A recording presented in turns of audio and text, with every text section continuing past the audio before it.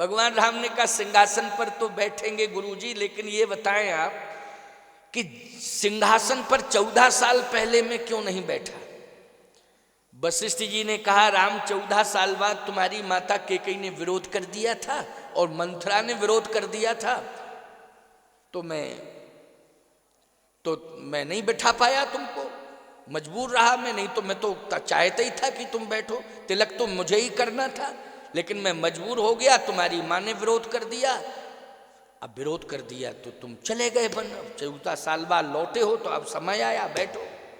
भगवान राम ने कहा विरोध तो आज भी है मेरा, 14 साल पहले था और 14 साल बाद भी है मेरा विरोध। तो गुरुदेव अगर आज की तारीख में भी विरोध है 14 साल बाद, तो कैसे मैं सिंहासन पर बैठूंगा। वशिष्ठ जी ने कहा अब तो कोई विरोध नहीं है, किस बात का विरोध। भगवान राम ने कहा गुरुदेव अगर विरोध ना होता राम का तो सब दिखाई दे रहे हैं, लेकिन 14 साल पहले कैकेयी माँ ने विरोध किया था और 14 साल बाद लौट के आया तो आज वो दिखाई नहीं दे रही है। इसका मतलब यह है किसी समारोह में अगर कोई व्यक्ति उपस्थित नहीं होता है तो बोलो विरोधी माना जाता है कि नहीं माना जाता, जल्दी बोलो, माना जाता है विरोधी कि नहीं। ये इतना बड़ा महामहोत्सव हो रहा है, लेकिन इस महामहोत्सव में कैकेयी मां उपस्थित नहीं है, इसका मतलब विरोध। और यदि विरोध नहीं है तो फिर वो है क्यों नहीं, और नहीं है तो विरोध है। इसलिए मैं इस राज्य को स्वीकार नहीं करूंगा। गुरुदेव 14 साल बाद लौटा हूं तो कोई बात नहीं, लेकिन मैं इस सिंहासन पर बैठने के लायक नहीं हूं, क्योंकि राम राज्य लाना है तो राम राज्य में सब नर करहि परस्पर प्रीति और चलहि स्वधर्म निरत श्रुति नीति। परस्पर प्रीति, तो प्रीति कहां है, यहां तो विरोध है, वो दिखाई नहीं दे रही है। वशिष्ठ जी ने कहा कि ऐसा है, इतना गिलानी से हृदय भर गया है, क्योंकि 14 साल से रो रही है, गिलानी से हृदय भर गया है, इसलिए वो आ नहीं रही है, समूह में नहीं आ रही, समाज में, क्योंकि ये गलती तो कैकेयी की है, कैकेयी का हृदय गिलानी से भर गया है, तो वो कैसे समाज में आ सकती है। भगवान राम ने कहा गुरुदेव एक बात बताओ, मैंने तो सुना है जब मेरा जन्म नहीं हुआ था तो 60,000 साल पहले मेरे पिताजी के हृदय में, 60,000 साल के मेरे बूढ़े पिताजी, 60,000 वर्ष के मेरे बूढ़े पिताजी, 60,000 साल में उनके हृदय में गिलानी आई, और इस बात की गिलानी आई कि मेरे संतान नहीं है। बोलो उस समय उम्र क्या थी दशरथ जी की, 60,000 वर्ष की आयु थी वाल्मीकि रामायण के अनुसार। तो जब 60,000 वर्ष की आयु में पुत्र नहीं है, इस बात की गिलानी जब मेरे पिताश्री के हृदय में हुई तो उस समय उस गिलानी को दूर किसने किया था। वशिष्ठ जी बोले मैंने किया था। तो जब मेरे पिताजी के हृदय की गिलानी को आप दूर कर सकते थे तो क्या मेरे माता के हृदय की गिलानी को आप दूर नहीं कर सकते थे।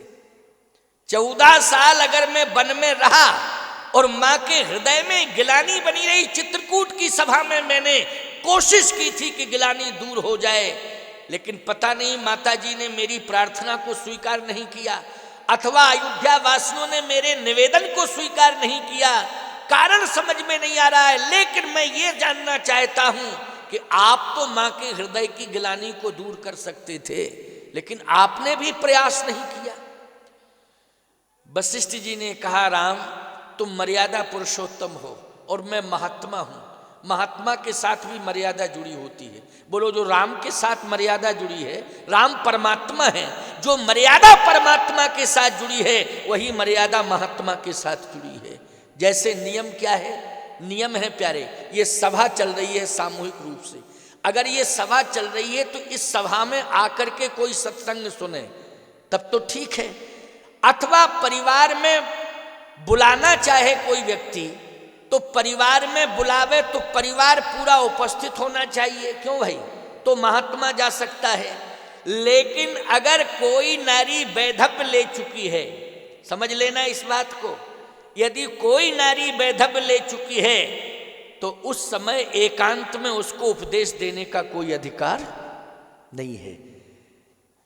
जब वो सुहागवती होती है तो पति पत्नी दोनों बैठ करके सामूहिक रूप से सत्संग सुनते हैं। बोलो सुनते हैं कि नहीं सुनते हैं? सामूहिक रूप से सत्संग, पति पत्नी दोनों बैठ करके सत्संग सुनते हैं।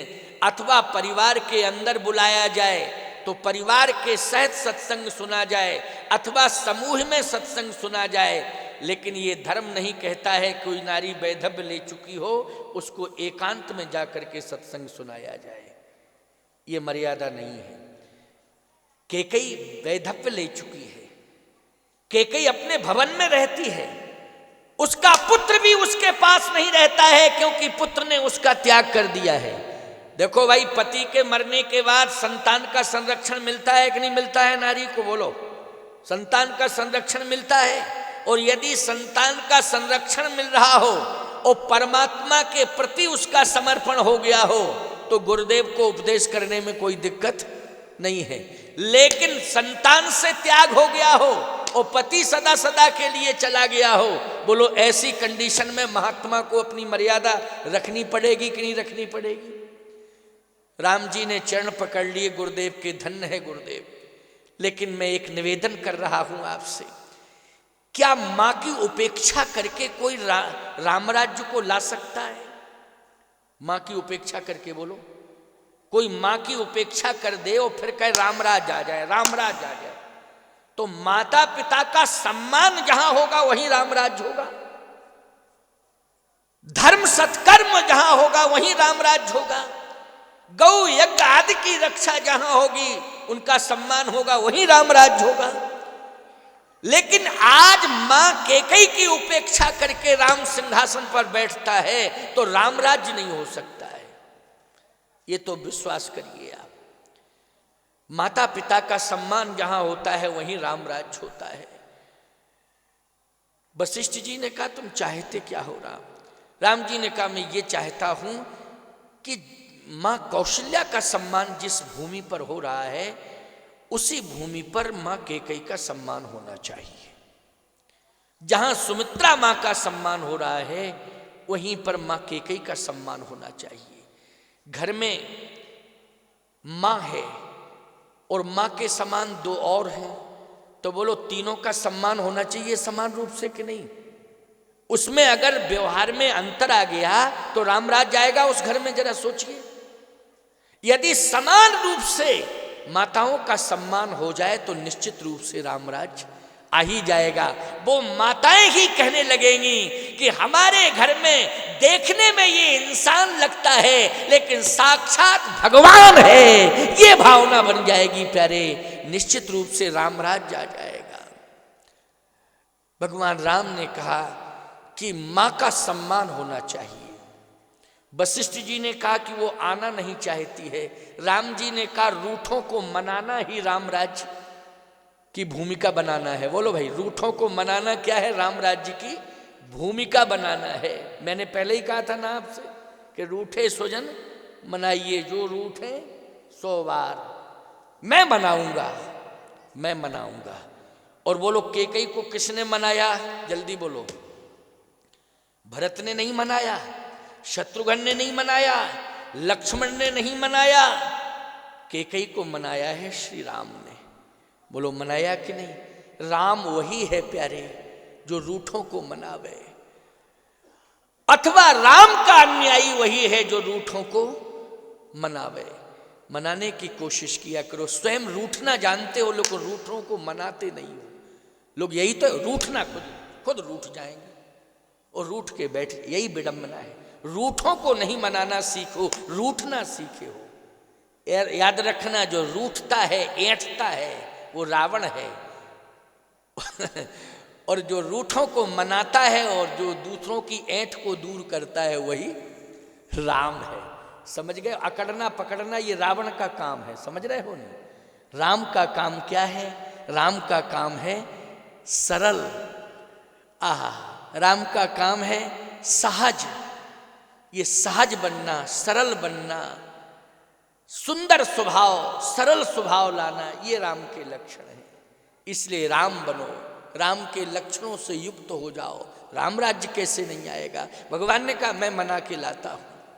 भगवान श्री राम रूठी माँ को मना के लाए साहब।